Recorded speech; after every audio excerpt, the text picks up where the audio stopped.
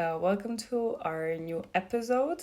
Today, we have first our own from the Serbian Focus from our team, Nikolina, and Bane with us today.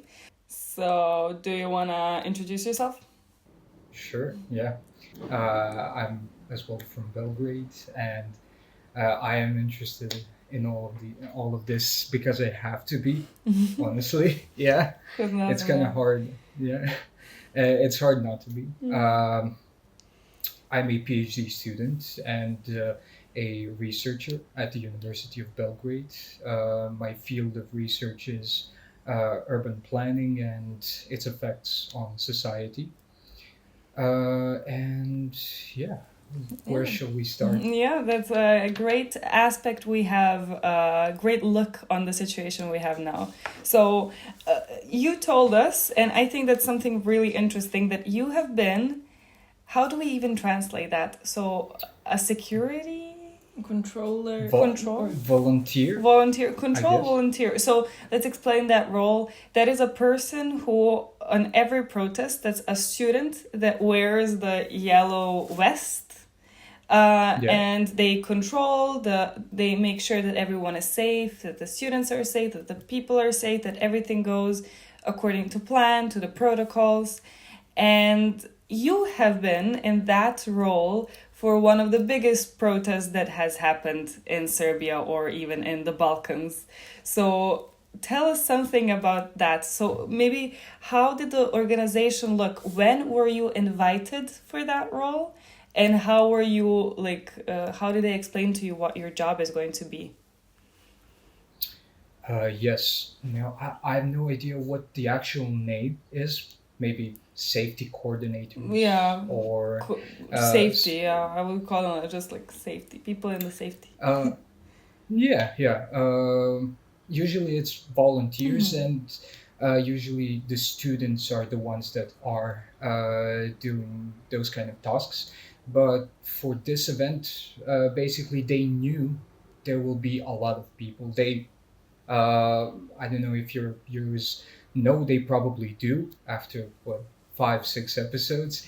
There have been numerous events in cities all around Serbia, and Belgrade was supposed to be the final, the biggest one, right? So they expected a lot of people, hundreds of thousands of people, and uh, And they expected they, like for the government to fall, and they were like, this is the yeah, day that we're gonna. It was really propaganda at something. yeah. Well, uh, from my perspective, I guess, and from the perspective of just people here, there were always like two sides. Mm-hmm. Student protests are non-violent by nature, and there are some people who wanted to. Uh, how do I phrase that? Maybe support a little bit of violence. Mm-hmm. Yeah, Mm-hmm. but also a lot of that plays into how media works Mm-hmm. and how the media machine works here, and how the current government uses the media to um basically talk about these events and spread this sort of Yeah, rumors, lies about how something is going to happen the gossip, literally. on that day. Mm-hmm. Yeah, which of course creates this tense atmosphere that maybe shouldn't that maybe wouldn't even be there without them. So because of all of that, all of those factors, they probably evaluated the situation and decided, okay, we need some reinforcement, and they, I guess, contacted the university. Uh-huh. So I you got the guess call from the university. Yeah. basically Mm-hmm. yes. They sent a call to every Mm-hmm. institution that falls under the University of Belgrade. I guess it was targeted for the staff, Mm-hmm. so professors, researchers like me, and yeah, I said, yeah, I'm gonna do it. I mean, I had my doubts, uh, especially because safety was one of the main Yes. points. Yes. That's how maybe, and I've been to every previous event. It was one of the safest places you could be. So full of energy, so happy. This was different. This was you could kind of feel the fear in Yes. the air. Yes. Even though there So was a lot of people, like still, it was something that we were expecting. We were all like going with our guards. We were like, okay, we're here. exactly, We love people. We're all like considerate, but we're ready for something to go down. Yeah, as it did. exactly, and honestly, we were Yeah. prepared for it. So basically, um, every single faculty under the university has a group for safety. And then for a special group for safety is created for a special event like this. So we were contacted by uh, people from students from that group, and they said, okay, let's schedule a meeting, and let's see what you can do, how you can help us. So we did that, and during that process, I got to know how detailed the organization of such an event uh, is to How them, and detailed. how, yeah, it's there's a documents and 25, 50 page I saw documents. that one document Yeah, with yeah. that it was It going was. around. Yeah, Uh-huh. one super They long kept. document with everything, Yeah. even like where to Uh, bring your pets. Basically a plan. They taught about everything. Your pet, your uh, but it's also if you're coming in with children, where can you leave your children? And they organized a group of people who will take care of the children if you want Yes, to go, yeah, yes. as well. They were prepared for Uh, a war, basically. Basically, no, they were just really thoroughly prepared for every single outcome. That's and when the event happened, they knew what to do. So I was pretty amazed, fascinated, but also I felt a sense of pride Yeah, how could you not? Yeah. because it's so good when you look at that document and you get confused. Wow, I didn't even know that all of these things come into collision when organizing this type of an event. But they definitely seems like they learned from the best, and that's why this whole movement is so successful. Basically, they thoroughly think Yes. about their next step, And it's and because then there's a they lot of minds thinking about that. It's not yes. only one person. That's what I love. The fact that students are making a plan because they have meetings of 200 of them and they're all having ideas about. Yeah, Yeah. That's perfect. the famous plenums. Yes. How do you pronounce it in Yeah. English? Which it, They're great. turned out. I think that they are doing something that is like supposed to exist in a republic, and that is like a ministry is literally like a group of people who are specialized for their fields, and they operate with that in their country. So and we didn't have that. Like we have people that are ministers for something that they've never done. A minister of foreign affairs has never been to military and stuff like that. So we have like many examples like that. Currently, we have the new prime minister that has never had politic Experience. at any point. Yeah. Yeah, so like we live in a country where it's like that, and now we have just some students who Don't lie and actually are into stuff that they are studying.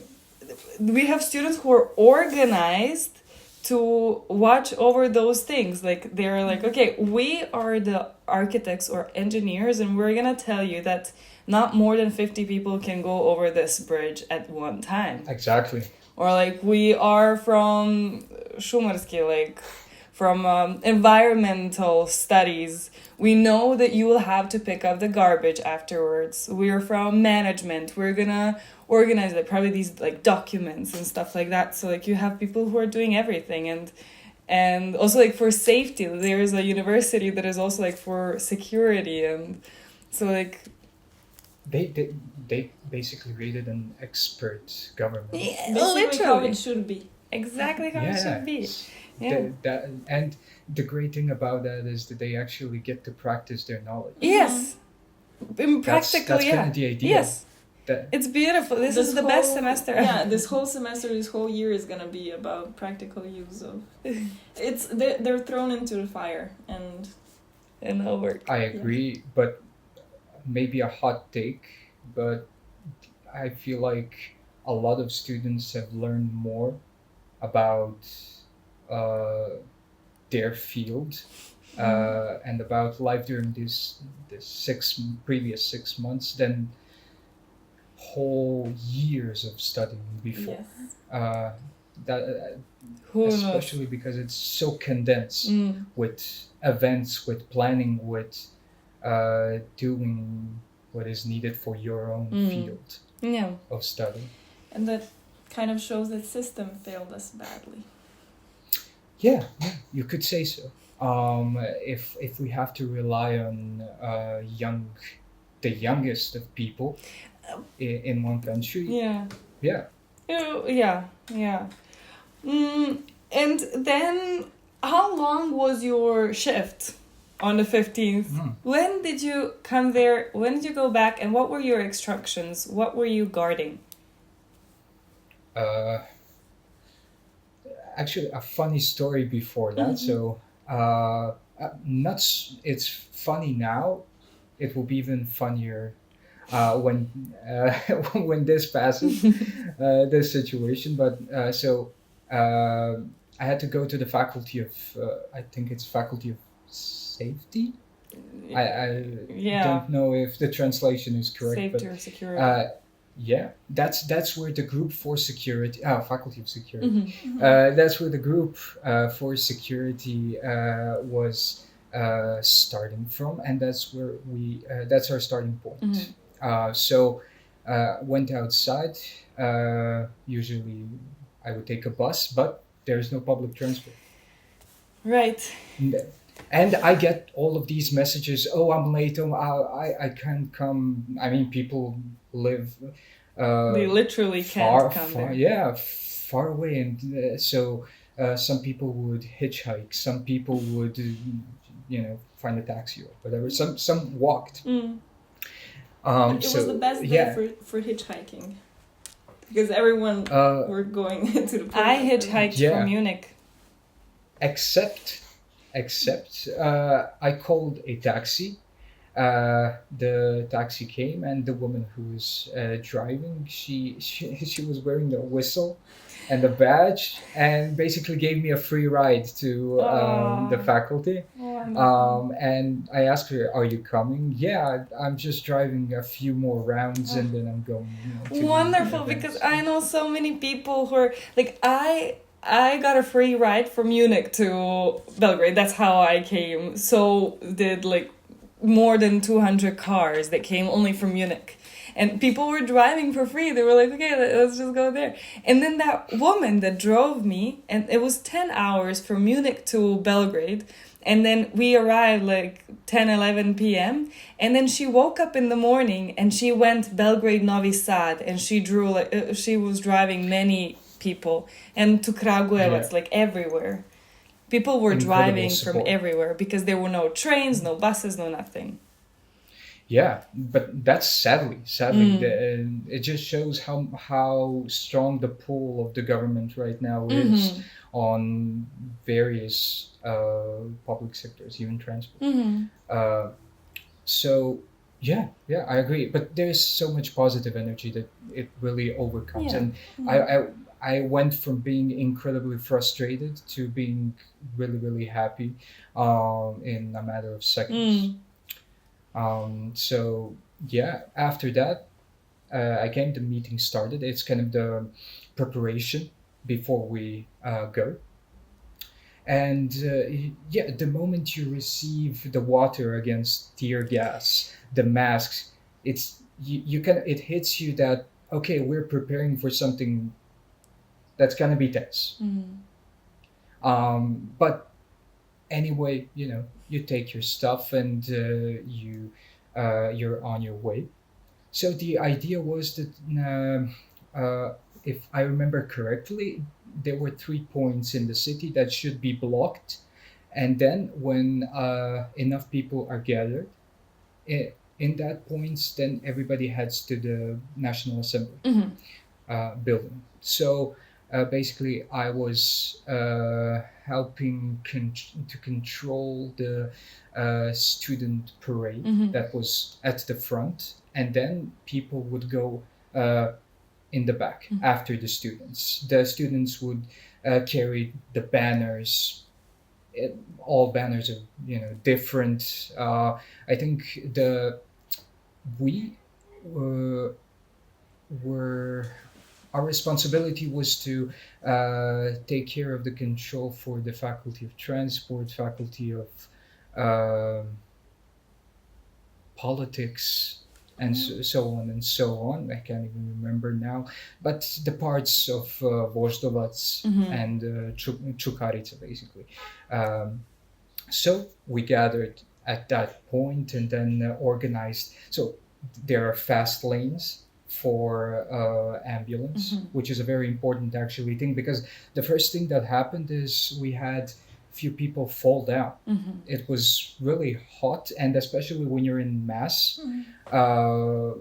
it can get a little bit tough to breathe, and people were a little bit hazy. So we would organize a circle around them, call for help, get them first aid or whatever they need, and carry on. So kind of, it's really uh, hard to explain what was happening, because I didn't really pay attention to what was happening in global. Mm-hmm. No, You I was missed the paying whole attention. protest.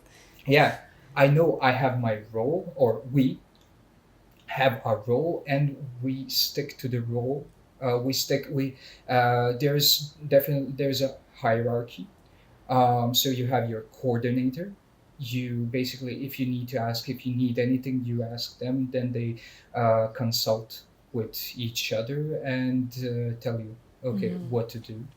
So basically, we were blocking this huge roundabout, and even then, I think that was about noon, and the actual event was supposed to start around 4 p.m. And even then, there was such Yes. a huge amount of people that I thought, wow, we won't be able to actually go anywhere. We won't be able to make it to the assembly. Yes, because everything is And stuck of so many people. Yeah. yeah, and it was really tough. We had to wait. So it's also interesting to see how uh, plans kind of get canceled, and then Mm. you have to rewrite them almost right away. But yeah, then we started that kind of I don't know. I would call it a Mm-hmm. parading Mm-hmm. through the city. As I said, so the students are in the front carrying their banners. People are either on the side or on the back. We are creating this kind of a wall between students and everybody else, Mm. just for the safety. And yeah, the more and more we were closing up to the center of the city, it was harder. The streets are more narrow. There are there's more people. Yeah, at one point, you lose your buddy because you try to Yeah. hold hands, create kind of a human wall type of a situation. Mm. So that the students can come in front. Um, and then when we actually got there, I don't know, I haven't seen anything like that before. Um, just kind of a celebration of joy, Yeah. support, and Solidarity. kind of, yeah, solidarity. Yeah, Yeah. exactly. Even from the cops. Yes. Which yes, some cops were actually, which was sort of a really some people don't like to talk about cops in a good way, Mhm. right? And there are definitely the ones that abuse their power, Mm. but then again, I've had a few moments with the officers who basically while we were passing, they would applaud. Yeah. So not everything is black and white Yeah. in that way, and especially those kind of situations can really work to show you that there are some gray areas. Mm. Yeah. Yeah. But they And do keep so disappointing us. But yes, of course, of course, there are these beautiful moments yeah. with them. Not to say, again, not to say there are a lot of people who abuse their position, abuse their power, and they've constantly shown that. But this was something that sticks with you Yeah. Of course. after everything passes. I think my shift was 8 hours. Although, again, when talking about organization, you had the logistics center. That was, I think, the at Faculty of Philosophy and Faculty of Education. Those were the two and I think maybe Faculty of Architecture. I'm not sure, but there were few logistical centers where you could go refresh yourself, eat something, drink coffee, whatever, do something to kind of cool down, chill out a little bit, and then go back. So it wasn't that tense, and you always had a lot of people who would replace your kind of take care of your spot in the meantime. Yeah. So it was very, very well organized. And I guess it was the greatest day in many aspects from like both of the sides, from the sides of us just coming there, from the sides of students and of the security. Like it was a day full of it was a big day for everyone. Yeah. Very, again, I think people were full of pride, and rightfully so. It was a big day not only for Serbia, but I think for the whole Europe, even globally. Yes. To have that many people who stick together, go out and show solidarity with each other. It's something that you see less and less. So it's a refreshment. Yeah. It's wonderful.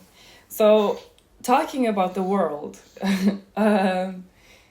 there is this topic that we have not covered in our podcast yet.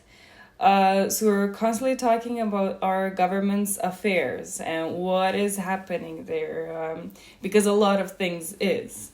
So there is one project that has been happening for years, I think. We are probably going to confirm when it kind of started, but it's going to go for 2 more long years. A huge project that is going to happen in our country, and we're talking about Expo. Expo 2027 is in Belgrade. So we haven't covered this because we haven't had anyone who was interested in that. I was recently and I just researched some stuff about Expo and I was shocked. So I wanna kind of go over that. Can you explain to us what is Expo? And then the differences between two expos that is also happening in Actually, three. Well, that I don't Yeah. know. So what's up with that? Uh, Enlighten us. honestly, yeah, honestly, I could say that I didn't know fairly recently as well what it even is Expo and that there are three I of mean, them. no one even actually said. There were you could see ads on the street, Expo 2027, and that's all.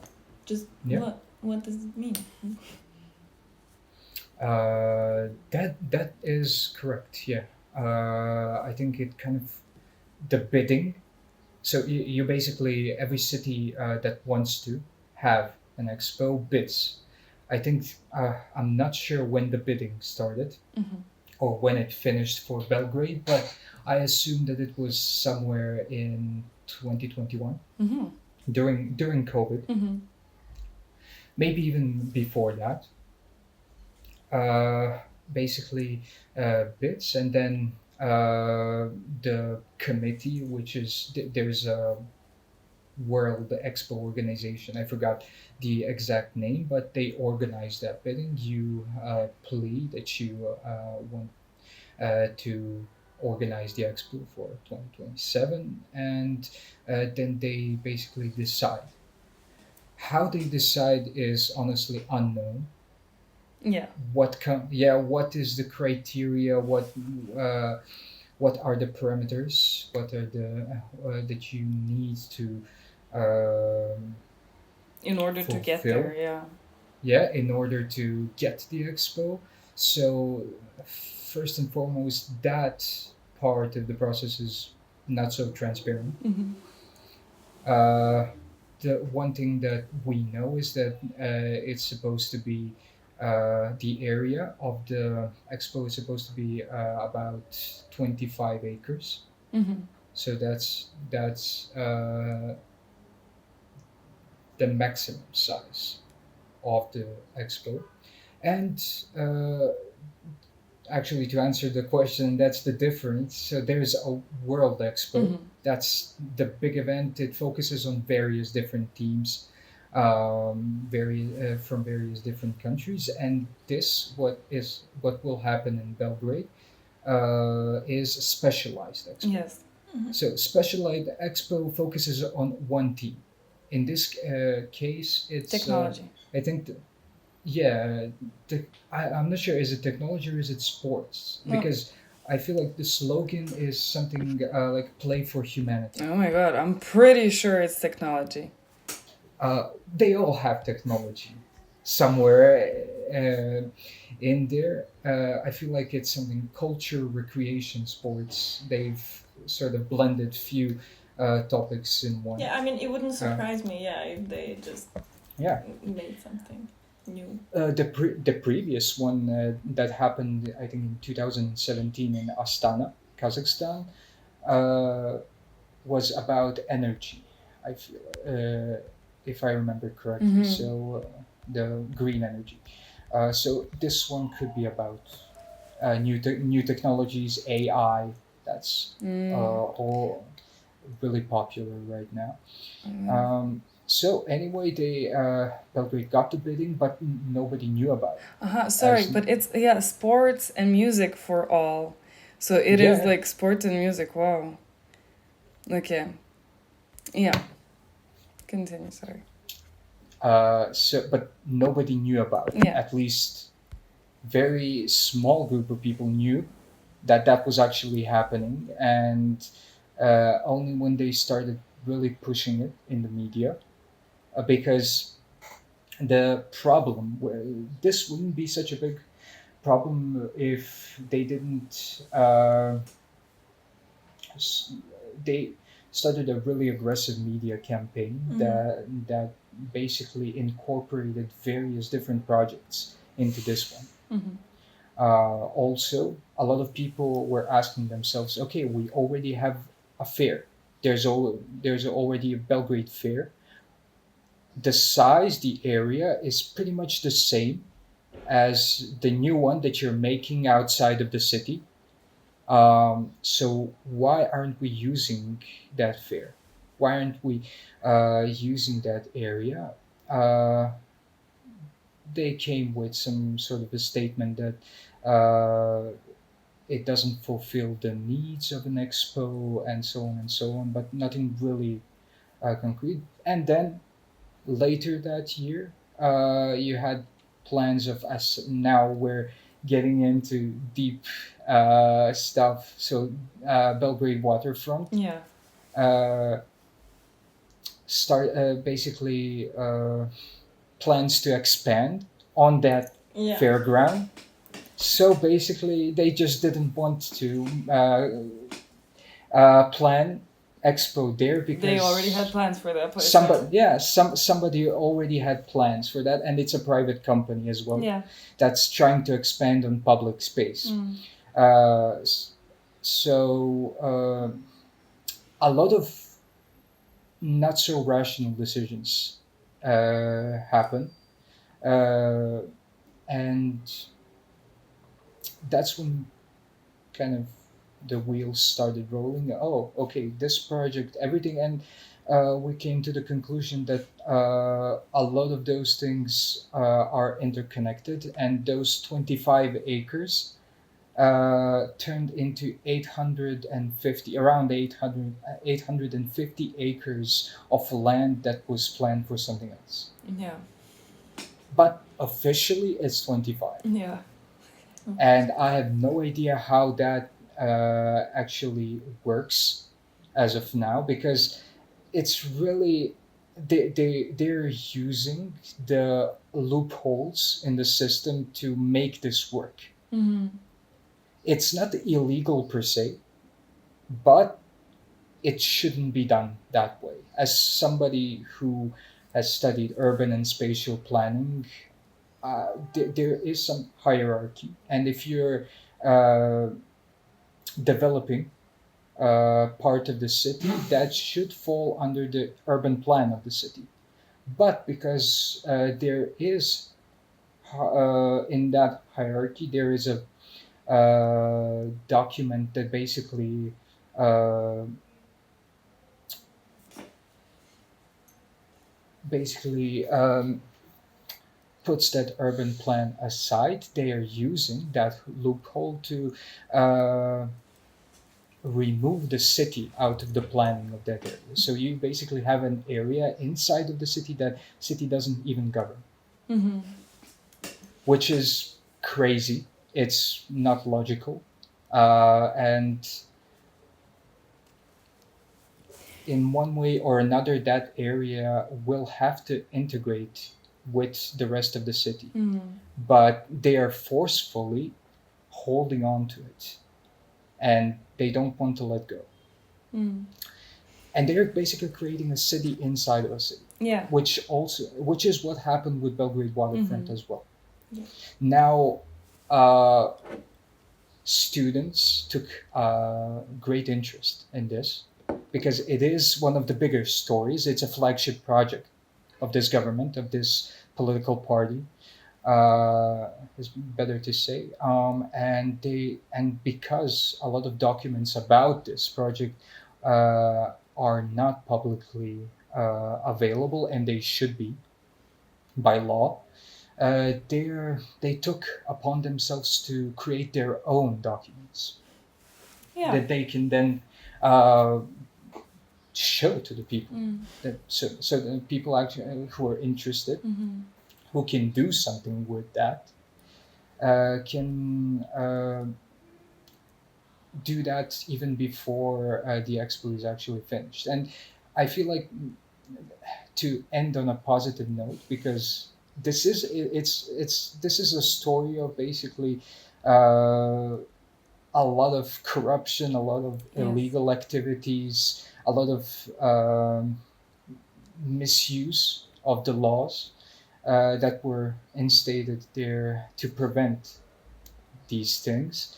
Uh, but every time they think that Expo is something that must happen, we just have to go back a few years in the past. 2023, Buenos Aires was the city where the specialized expo was supposed to be. Uh, but they opted out. They decided, okay, because of the political and financial crisis, we cannot do this. So it's possible. If not, there surely can be some compromise can be made so that this thing called Expo, this project can stay in its boundaries. Yeah. So we just have to be in the crisis enough. Yeah, yeah, and I think we're getting there. We are, and I heard this shocking information about the budget. So I don't know if you've researched I the think it's budgets.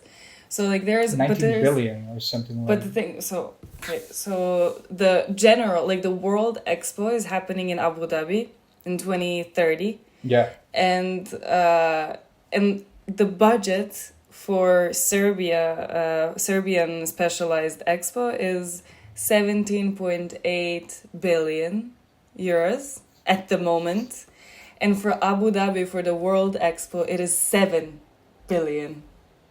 That's So I mean, it's like 10 billion euros in difference. But then that brings me to a question. How does the expo help the country? So I've talked with ChatGPT about this, and ChatGPT told me that when I asked why did Serbia invest so much more money than Abu Dhabi, and then it's like because probably like Serbia is going to get more from it than Abu Dhabi, but how? How can a country get from it? Like what, people will see it, like it, and then buy it? What happens there? maybe. Honestly, uh, Is there like the only way you can actually you can only speculate those Yeah. things, but there is another way, and that's kind of what we're doing. We're looking at previous examples. I think Specialized Expo was held in, as I said, Astana, then Yesu in South Korea, Saragossa, and before that in Lisbon. And we can actually take their experiences, learn from them, and see if what their budget was and what kind of expectations they had, and what did they actually get this kind of crazy transformation that we are expecting now, or maybe we're not expecting, but they are telling us. They are marketing this as some sort of a turning point for this country. Everything will be great after it. This is a engine of development, Yeah. as they say. Uh, Really, I don't know. Maybe they to me it's really funny because the first thing that I would assume is that okay, maybe people will come to visit this expo, right? And then they officially release the statement that they expect that 3/4 of all visitors are gonna be from Belgrade. I'm thinking, okay, how does that play into your Exposition vibes. yeah, Like and you're your not. and your great expectations of this Yeah. of What do you get this from it? event? Yeah, if only 1/3 of all the visitors are going to be people not only from outside of the country, outside of this city. So yeah, so that theory falls. Yeah. Then you think, okay, well, hotels, development of infrastructure, maybe we'll get the metro system, maybe we'll get a better transportation. No, no, none of it, actually. So the infrastructure is not going to be any better. They are planning only one extension of railway that is going to connect this expo and the national stadium, which is also part of the. It's one of the it's one of the projects that's inside of that Expo 2027 conglomerate. Yeah, but let's be of honest, projects. that's not a safe option. We already gave up on train stations and stuff like No, that. yeah. It's just when your budget is that high, you're expecting some, Yeah. big projects, and there are none. Yeah. We are getting a national stadium. Okay. Where is it going to be? Where is the expo going to be, and where is the national stadium going to be? Close to the airport, actually. Ah, well, yeah, we have a lot of That- space there. yeah. So, but it's a very random location. Yeah. Considering the city, considering how that part of the city is connected Yeah. to other parts of the city, considering that you're expecting a majority of your visits to be from the other parts of Belgrade, it's really poorly connected. Yeah. And they, in my personal opinion, they aren't doing enough to actually connect it to the. So I think they're really setting themselves up for a failure. The problem is that in the meantime, 72 billion euros are going to go somewhere. Yeah. And the country is gonna get in debt that we have to pay off. Of course, it's our money, yeah. And it's a problem because even if we get this government, if this government is not ruling anymore, we still have the debt of 17, 18, 19, how many billions of euros that's going to happen until then. So it's really a project that should concern a lot of people, not to say the whole nation, and is not. And it's just you being could say made the there. whole nation. Yeah. It is something that also shows our country, and yet it's really. I still don't understand, non-officially, actually under the table, what's the point? I don't understand why they did that, why they put so much money. I mean, I don't know, can we say some money laundering? Can it be a part of money laundering? I guess it's at some point, of course. At some point, all of these projects, the point, the fact that the budget is so high and that the projects that they are doing are kind of it's kind of disappointing. Means that money is going somewhere else. The fact that we don't actually have documents of, for example, financial analysis. At least we don't have those documents publicly available. Raises a red flag. But is it public? Is it a private expo? Is public actually? Yeah, it's public. It's public ground, public land that it's being built on. The I think country of Serbia, Republic of Serbia, is the developer. So, and the sole organizer. Well, actually, it's not. The developers are private, but the country of Serbia is the one who employs them. So this very much concerns us.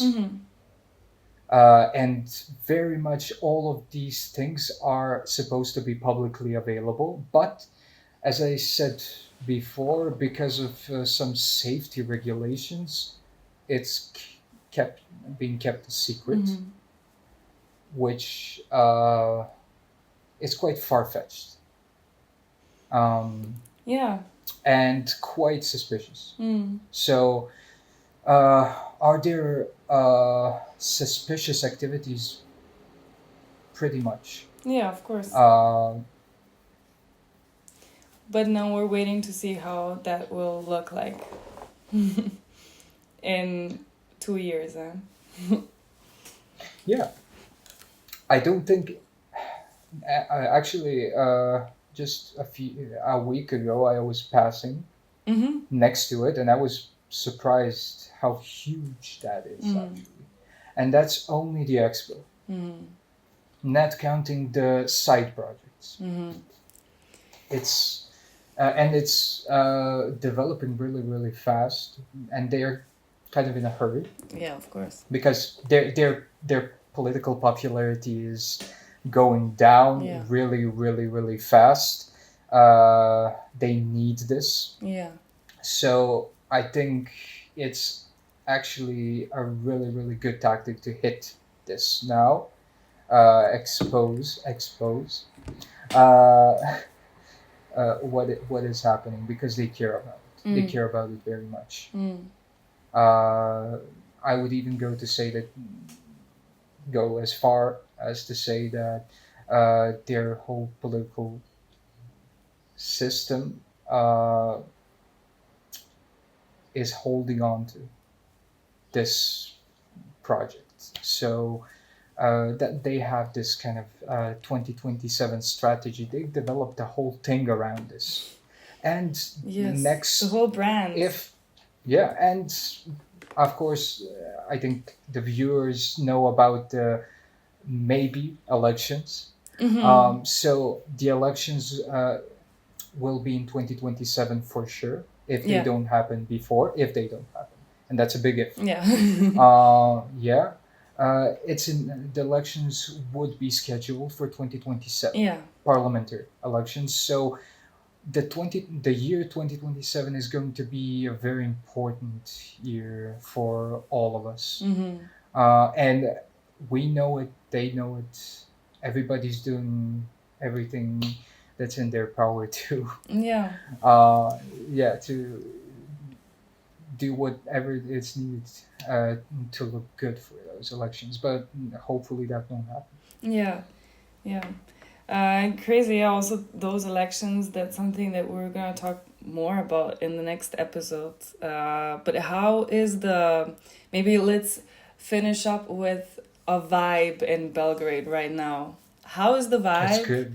Yeah. That's good. And what about those elections? Maybe if you know something from the students, I didn't understand, like, how do they ask for the elections and how is that going now? Honestly, I have no idea about their Their internal stuff, yeah. yeah, internal stuff. What happens in plenums? Yeah, of course. It's in a way confidential, Of course. and that's completely okay. However, as part of the academic community, we have conversations with students. We have a good communication, and this has been going on for a while. This political, how we even call it, well, this was sort of this movement was apolitical. Maybe that's not the correct terminology. It's very political, if you ask me, but the students have chosen to not work with political parties. Yeah. Actually, that's the main point. However, I think now because the pressure is so huge, and especially on the academic community professors, as you already know, they I think this is third month they didn't get their pay, Yes. or actually their pay was reduced to about 12% of what it is through this decree issued by the Ministry of Education, which is totally illegal to do. And it says a lot about what they think of research activities. Uh, so the pressure on the universities of Serbia is huge. the pressure on generally educational staff all across. Uh, that is sort of and you can see sort of a mental fatigue happening, and it's completely normal after 6 months of intense uh, campaign. You could call it a campaign. That everybody wants a everybody knows that the um end is going to be sort of political. It has to be, whether it's going to be elections or some other option. That was what was discussed in previous months. Yeah, it was always a matter of time. Yeah, uh, generally the only thing that and the thing that was mostly discussed was this political articulation that maybe student movement lacked so far. But with the help of professors, they've come to uh, this, I guess, conclusion that elections is what they want. Now, and our job, our duty, is to support them, and but also to understand that we cannot rely on students to do everything, which is I think something that's been kind of going on Yeah. lately. People take a back seat and let the students do the work, but the students are tired, and now it's time for the public to kind of join. Yes. And the idea is, if the elections happen in the idea is to unite into one front, Yes.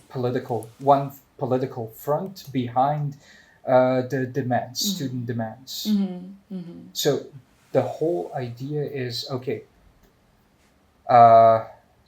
this system right now isn't working. We had demands. They've acknowledged, actually there's 6 demands. They've acknowledged only 4. The last 2 they didn't even acknowledge. They've tried to fulfill 1 of them. So obviously they don't want to do it.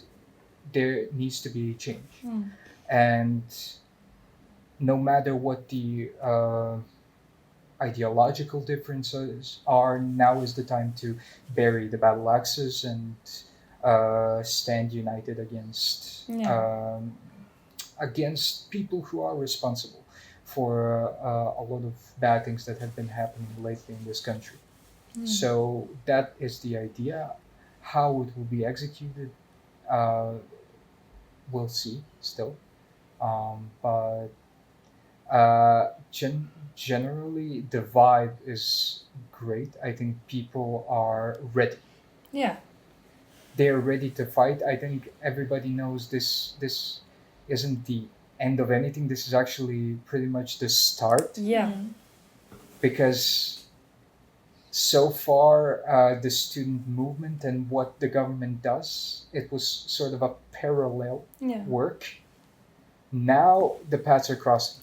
Yeah. And it's gonna be very hard. But then again, we know what they're capable of, and it's our duty to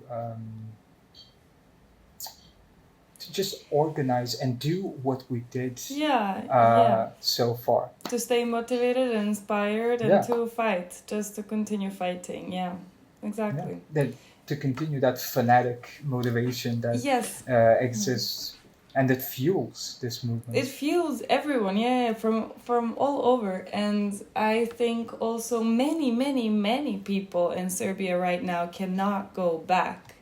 They've bit off way more than, they can't even spit it out now, because if you just decide to go back, what do you do? How do the professors, you go back to a university that is party led, and that what happens with the salary. Like it's There is way no- more. Like you have to, now that you stepped into it, you have to go on.